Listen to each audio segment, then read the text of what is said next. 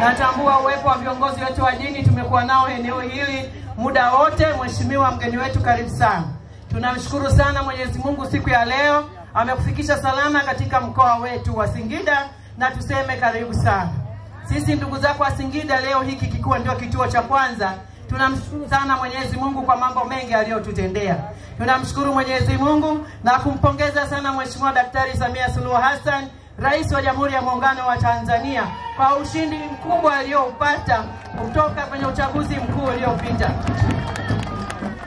Mheshimiwa mgeni wetu, Mheshimiwa Waziri Mkuu, pamoja na salamu hizo za shukrani kwa Mheshimiwa Rais wetu na uongozi mzima wa kitaifa, tunamshukuru tena Dr. Samia Suluhu Hassan kwa heshima hii kubwa aliyotupa wana Singida kututeulia Waziri Mkuu wa Jamhuri ya Muungano wa Tanzania.